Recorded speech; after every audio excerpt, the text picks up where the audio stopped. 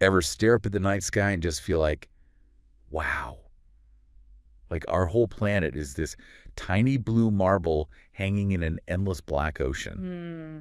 Well, you're not wrong. And in this deep dive, we're going to take a look at some incredible research and articles to really unpack just how vast and, well, mind-bending outer space truly It is. really is something else.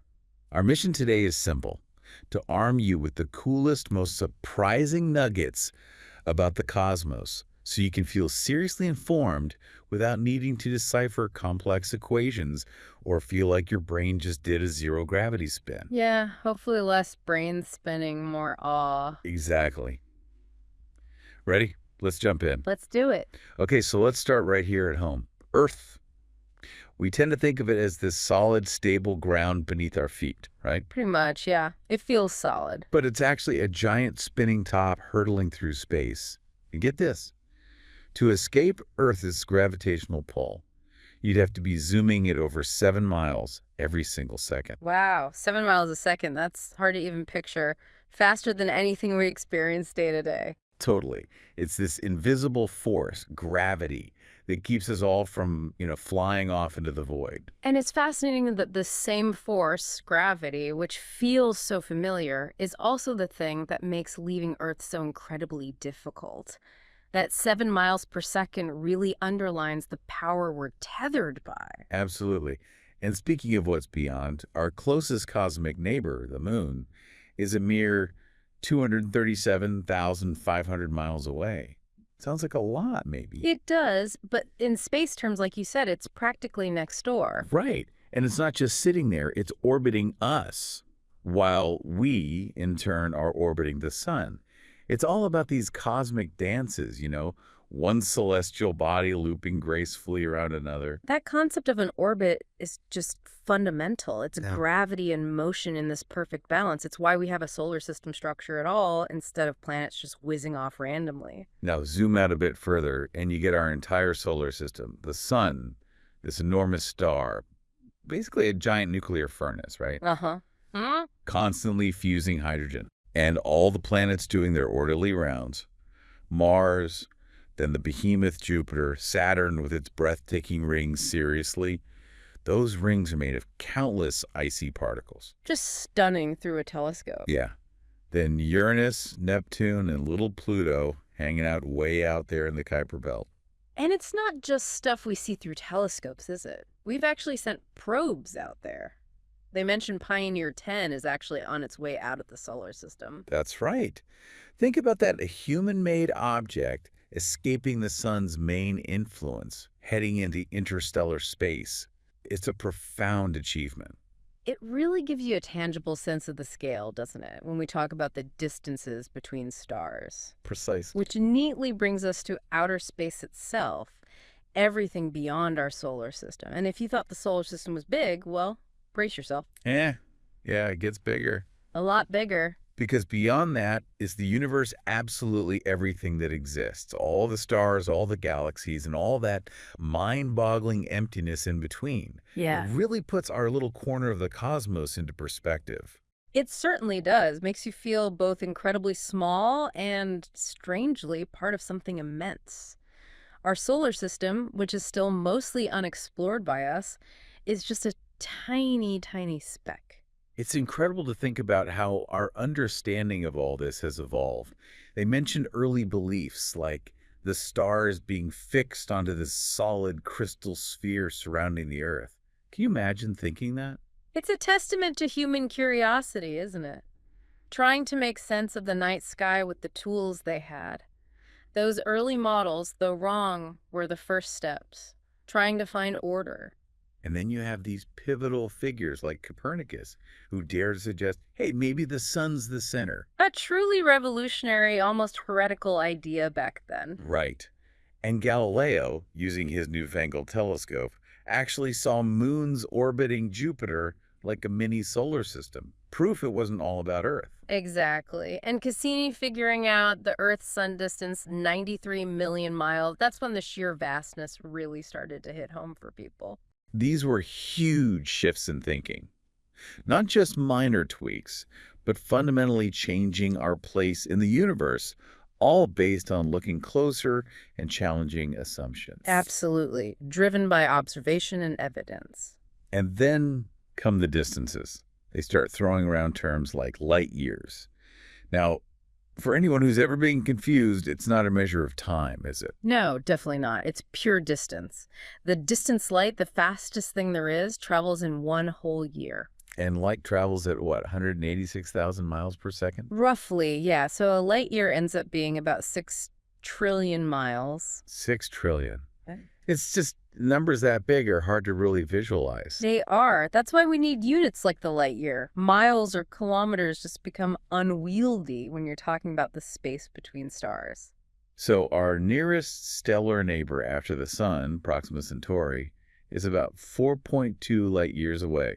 Still sounds close, but that's over 25 trillion miles. Uh-huh. And the most distant galaxies we've detected, we're talking over 10 billion light years away. Yeah. 10 billion. Let that sink in.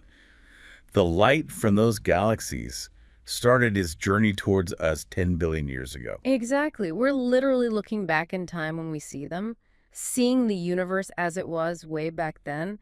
That light has been traveling almost since the beginning of the universe itself. And when you compare that to speeds we can actually sort of comprehend, like the space shuttle, it would take over 7 months just to get to the Sun. Right. And to get to Proxima Centauri at that speed, forget it, something like 160,000 years. It really highlights the isolation of star systems. The gaps between them are just immense, makes interstellar travel a huge, huge challenge. Our own galaxy, the Milky Way, is just one of hundreds of billions of galaxies out there, and it contains, what, an estimated 100 billion stars itself? That's the current estimate, yeah. 100 billion stars, maybe more. In our sun.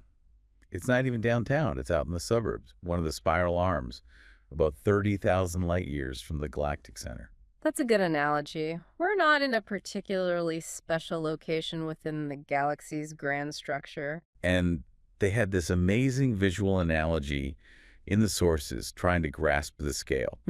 Start with your house, multiply its size by 1,000,000, you get roughly the size of Earth. Okay. Multiply that by another 1,000,000, get the scale of our solar system. Still with me? Just about. Million times a million. Huge jump. Then multiply by 10,000 to get to the nearest stars. Sure.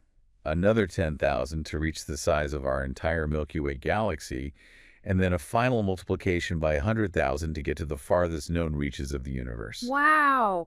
Those multiplying factors just keep growing exponentially. It's true. Yeah, almost impossible to truly picture, but it gives you a sense of the layers of scale. Right. From your house to the edge of everything. Mm-hmm. And the Milky Way itself is a staggering 100,000 light years across. It is. An immense island of stars, gas, and dust, all swirling together, held by gravity. Okay, so space is unbelievably huge, vast, mind-bendingly big. But where did it all come from? What's the origin story? The big question. Well, the prevailing scientific explanation is the Big Bang Theory. Right, the idea that everything started from this incredibly hot, incredibly dense single point, something like 13.8 billion years ago. Exactly. And then it underwent this period of rapid expansion inflation and has been expanding and cooling ever since. It's the cornerstone of modern cosmology. And the evidence for this. One key thing is that distant galaxies are all moving away from us, right? Correct. And crucially, the farther away a galaxy is, the faster it appears to be moving away from us. Like raisins in a loaf of rising bread. The space itself is stretching. That's a great analogy. It's not that the galaxies are flying through space away from us, but that the fabric of space itself is expanding, carrying the galaxies along with it. Edwin Hubble's observations back in the 1920s were the first real evidence for this. So everything is in motion. Our Earth's spinning about 1,000 miles per hour at the equator. Thankfully, gravity keeps us stuck on. Gives us day and night. Then we're orbiting the sun at something like 67,000 miles per hour. Yep, our yearly trip. And the sun itself isn't stationary. It's orbiting the center of the Milky Way galaxy at a blistering 500,000 miles per hour.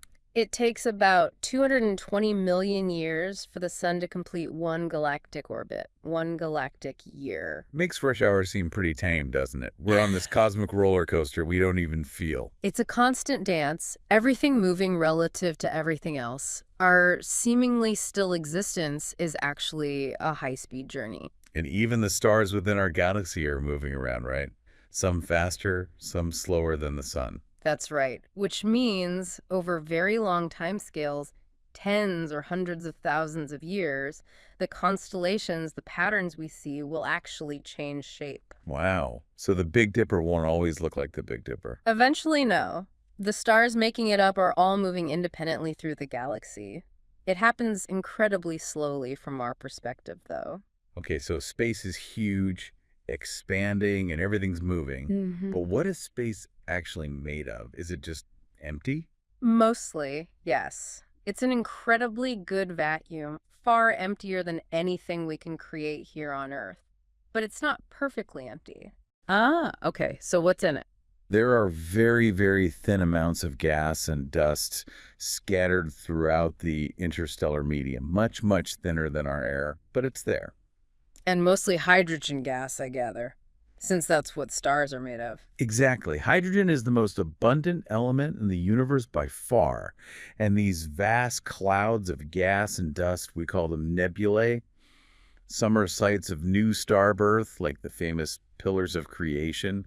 Others are remnants of dying stars. Like the Rosette Nebula or the Helix Nebula they mentioned. Beautiful structure. Absolutely stunning and vital for the cosmic life cycle.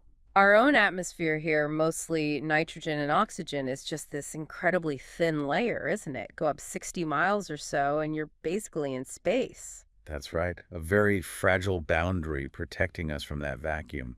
And this dust you mentioned, tiny particles, they actually play a role in forming planets. They do. In the disk of gas and dust around a young star, these tiny dust grains can start sticking together, gradually building up into larger and larger clumps, pebbles, rocks, planetesimals, and eventually planets. So cosmic dust bunnies are important. Heh, you could say that.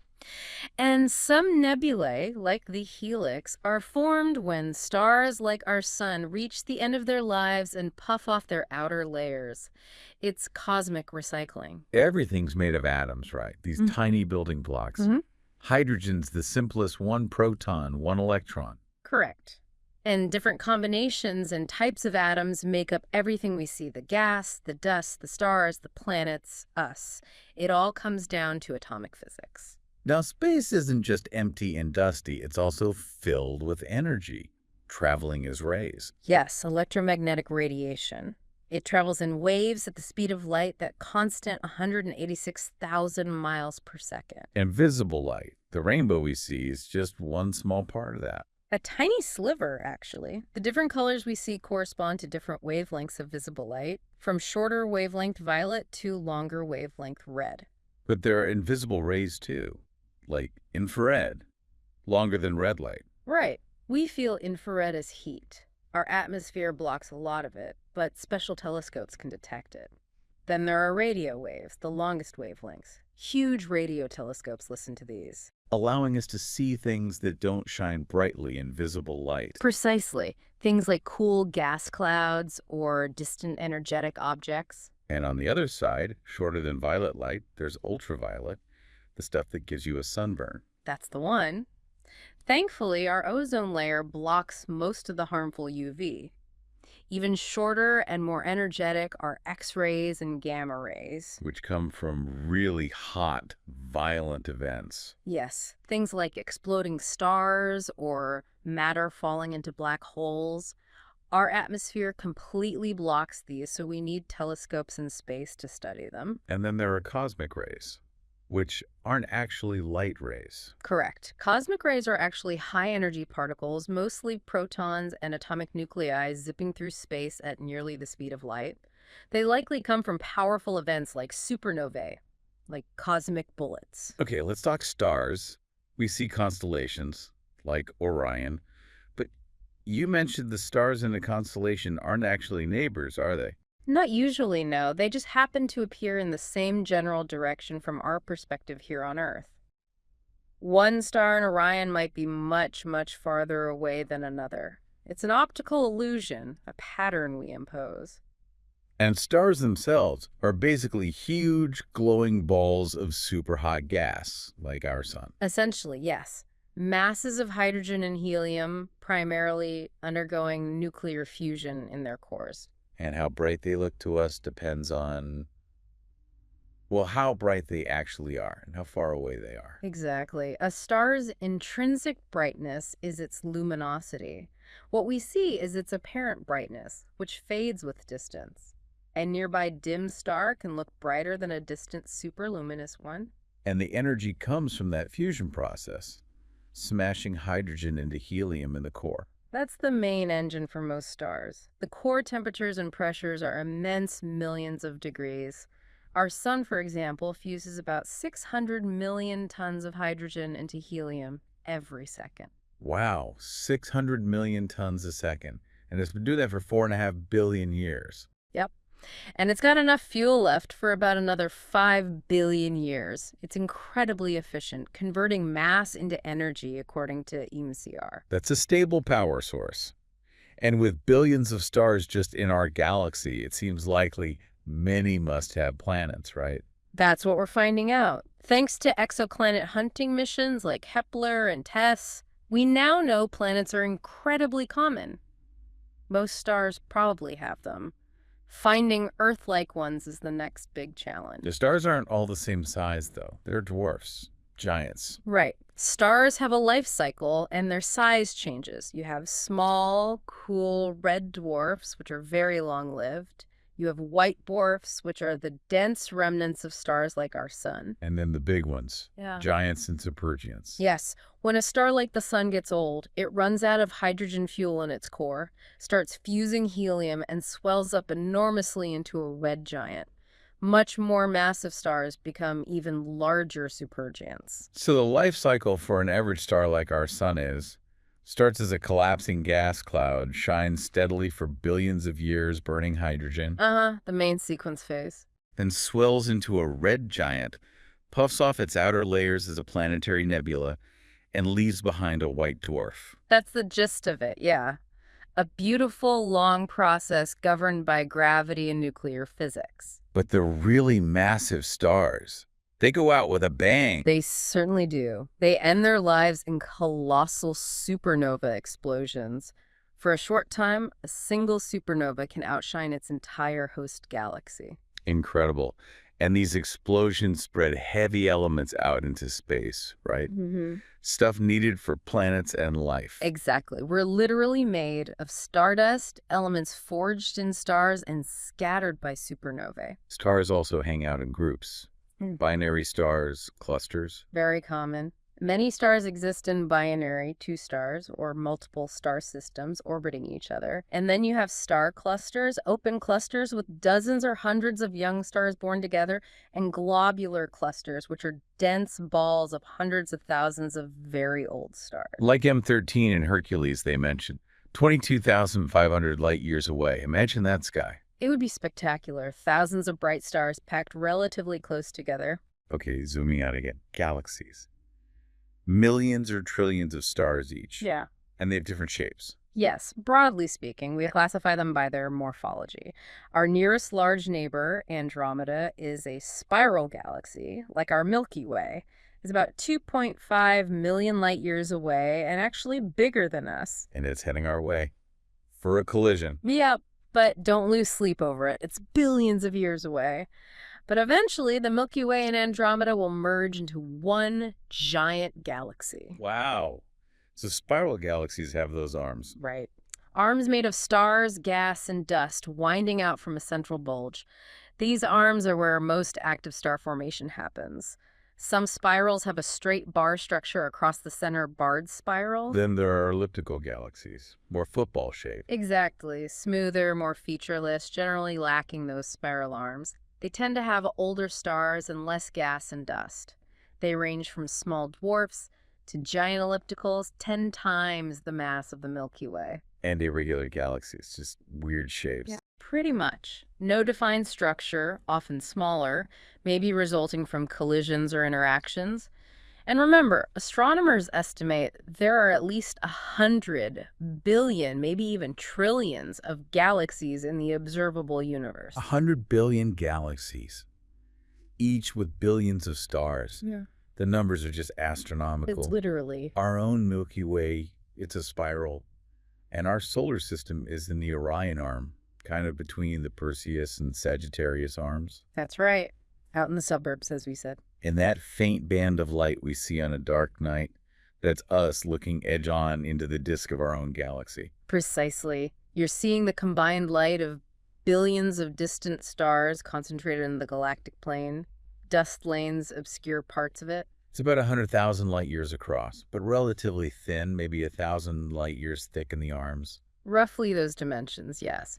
With a thicker central bulge containing older stars and a surrounding halo containing those old globular clusters. And our nearest neighbors are the Magellanic Clouds, visible from the southern hemisphere. Yes, the large and small Magellanic Clouds. They're dwarf, irregular galaxies orbiting the Milky Way, much smaller than us. The large one is about 160,000 light years away.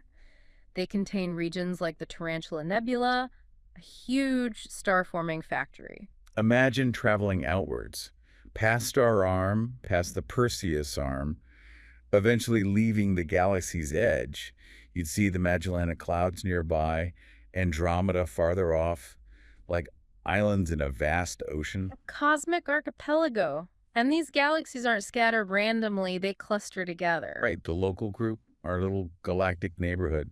About 40 galaxies, with Andromeda and the Milky Way being the biggest. Correct. Held together by mutual gravity spanning a few million light years. And beyond that, bigger clusters, Okay. superclusters. Exactly. Groups like the Virgo cluster, 50 million light years away, containing thousands of galaxies.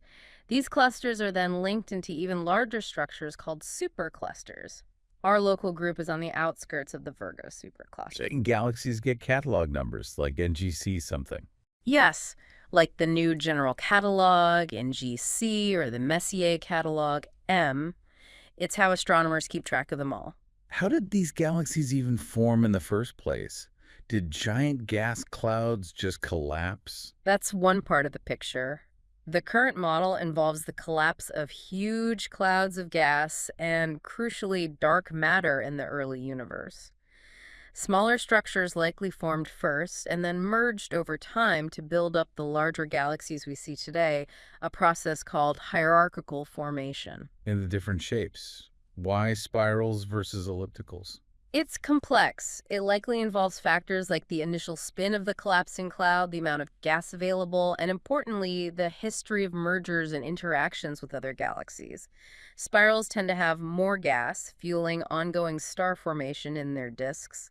Ellipticals might be the result of major mergers that used up the gas and randomized star orbits. So galaxies can actually collide and merge. Oh, yes. Gravity is relentless on cosmic scales. We see many examples of interacting galaxies, like the Whirlpool Galaxy being distorted by its smaller companion, or the Antenna Galaxies, which are two spirals smashing together, triggering massive bursts of star formation. And even galactic cannibalism. Big galaxies eating smaller ones. It happens. Larger galaxies grow by accreting smaller satellite galaxies over billions of years. This is probably how the most massive elliptical galaxies formed. Space isn't always serene. Okay, so we see stars, galaxies. But space itself is dark. We only see things that emit or reflect light. Are there things hidden out there? Absolutely. Besides the faint gas and dust, there are vast, dense clouds of dust that are opaque to visible light. Dark nebulae, like the Coalsack Nebula, they look like holes in the starry background because they block the light from stars behind them. And then black holes, the ultimate hidden objects. Indeed. Formed from the collapsed cores of the most massive stars after a supernova, their gravity is so intense that nothing, not even light, can escape once it crosses the event horizon. So you can't see a black hole directly. Not directly, but we can see their effects on nearby stars and gas. Matter swirling into a black hole gets incredibly hot and emits X-rays before it disappears. And we believe supermassive black holes reside at the centers of most large galaxies. Including our own. The center of the Milky Way is hidden by dust, but we think there's a giant black hole there. The evidence is very strong. We've tracked stars orbiting an invisible object, Sagittarius A, right at the galactic center at incredible speeds. Its mass is estimated at about 4 million times that of our sun. It has to be a supermassive black hole. And some galaxies have incredibly bright centers, Seyfert galaxies. That's black hole actively feeding. That's the leading theory. A supermassive black hole accreting large amounts of gas and dust, causing the surrounding region to blaze brightly across the spectrum. These are called active galactic nuclei, or AGN. And radio galaxies, emitting powerful radio waves, also black holes. Often, yes. The strong radio emission, sometimes forming huge jets extending far beyond the galaxy, is thought to be powered by processes related to the central supermassive black hole, or sometimes by galaxy collisions. Centaurus A is a prime example. And the most extreme, quasars, look like stars, but are billions of light years away and incredibly luminous. And quasars are astonishing. They can outshine their entire host galaxy by hundreds of times, all from a region not much larger than our solar system. The energy source is almost certainly matter falling into a supermassive black hole, perhaps billions of times the sun's mass in the early universe. They might be young galaxies going through a very active phase. Gravity again. You mentioned it bends light. Einstein's idea. Yes, general relativity tells us that mass curves space-time and light follows these curves. It's been confirmed observationally, for instance, during solar eclipses. Black holes are just the most extreme example, bending space-time so much that light gets trapped. And this bending can act like a lens, gravitational lensing. Exactly. A massive galaxy or cluster between us and a distant object, like a quasar, can bend the quasar's light. This can magnify the quasar or even create multiple images of it. It's a cosmic illusion, but also a powerful tool for astronomers to study distant objects and map out mass, including dark matter. Einstein also predicted gravitational waves, ripples in space-time. He did, caused by accelerating massive objects like merging black holes or neutron stars. And incredibly, since the original source material for this dive was compiled, these have been directly detected. Starting in 2015 by LIGO and Virgo, it's opened up a whole new way to observe the universe. That's amazing. So what about the future of the universe? Is it going to crunch back down or expand forever? That's the billion-dollar question. It depends on the balance between gravity pulling things together and the expansion pushing them apart. For a long time, we thought expansion might be slowing down due to gravity, but observations of distant supernovae in the late 90s showed something shocking. The expansion is actually accelerating. Speeding up. Why? We don't fully know. We attribute it to something called dark energy, a mysterious, repulsive force inherent in space itself. If it continues, the universe will likely expand forever, getting colder and darker. No big crunch. Wow, dark energy. Another cosmic mystery. How do we find out more about all this stuff? Telescopes, obviously. Bigger and better telescopes, yes. Putting them on high mountains gets them above some of the blurring effects of Earth's atmosphere. But the atmosphere is still a problem, right? It blocks X-rays, gamma rays, lots of infrared. Absolutely. That's why space telescopes are so crucial. Orbiting above the atmosphere gives them a clear, unobstructed view across the entire electromagnetic spectrum. Think of Hubble, Chandra X-ray Observatory, Spitzer Space Telescope. And Hubble has been incredible, hasn't it? Those images. Game-changing. Hubble's clarity and ability to see faint, distant objects revolutionized astronomy. It helped pin down the age of the universe, study galaxy evolution, discover exoplanet atmospheres. The list goes on. And now we have the James Webb Space Telescope looking even farther back in infrared. Exactly. Webb is designed to see the first stars and galaxies forming after the Big Bang, peering through dust clouds that obscure Hubble's view. Its initial results are already spectacular, and there are plans for even more powerful telescopes in the future. Maybe even on the moon someday. We also send probes out, right? Uncrewed explorers. Yes, robotic probes have explored every planet in our solar system, plus asteroids and comets. Pioneer 10 and 11, Voyagers 1 and 2 are now famous for leaving the solar system, carrying messages from Earth. But even they will take tens of thousands of years to reach the nearest stars. At their current speeds, yes. Interstellar distances are just that vast. They'll likely stop transmitting long before they get anywhere near another star. So actually traveling to the stars, starships, that needs much faster speeds. Much, much faster. We'd need revolutionary propulsion systems, maybe fusion power, antimatter, solar sails pushed by powerful lasers, things still mostly in the realm of science fiction, but being researched. They'd likely have to be built in space, enormous vessels. And starships with people, that's even further off. Hundreds of years, most likely. The challenges are immense. Travel times of decades or centuries, radiation shielding, life support, the psychological toll, maybe generations living and dying aboard ship. Okay, the biggest question perhaps, life out there. Earth seems special, air, water, right temperature, the Goldilocks zone. It certainly seems special to us, but the ingredients for life as we know it, carbon, hydrogen, oxygen, nitrogen, are actually very common throughout the universe, forged in stars. So the building blocks are everywhere. Pretty much, yes. Found in interstellar clouds where stars and planets form. And we know planets are common now, so could there be millions of Earth-like planets just in our galaxy? It's statistically plausible. The conditions need to be right. A stable star, a planet in the habitable zone where liquid water could exist, the right size and atmosphere. But given the sheer numbers, the odds seem favorable that such planets exist. What about intelligent life, like Carl Sagan's estimate of maybe 1 million communicating civilizations in the Milky Way? That was based on the Drake equation, which tries to estimate the probability. It involves many uncertain factors, but it highlights the possibility. It's one of the most profound questions we can ask. Are we alone? What about UFOs, alien visits? Well, science fiction loves the idea, but scientifically speaking, there's currently no credible, verifiable evidence of extraterrestrial spacecraft visiting Earth.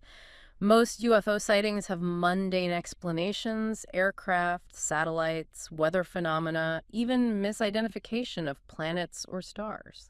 So extraordinary claims require extraordinary evidence, and we don't have it for alien visitors. That's the scientific approach, yes. Doesn't mean life isn't out there, just that there's no proof they've come here. Maybe contact would happen via signals, radio messages. That seems more plausible given the difficulties of interstellar travel. That's the basis of SETI, the search for extraterrestrial intelligence, using large radio telescopes to listen for artificial signals from other star systems. So we sent messages too? We have. The Arecibo message in 1974 beamed information towards a star cluster, and the Voyager and Pioneer probes carry plaques and golden records with information about Earth and humanity, like messages in a cosmic bottle. Whether anyone will ever find or decode them is another question. It's a hopeful gesture, though. Just a few quick facts to wrap up. 88 constellations. Oldest stars around 13 billion years old. Galaxy older than the sun, universe older still. Stars range hugely in mass. Galaxy from Greek for milk, nebula from Latin for mist. Mostly hydrogen and helium out there. About 92% hydrogen, 8% helium. Heavier elements cooked in stars. And empty space is cold.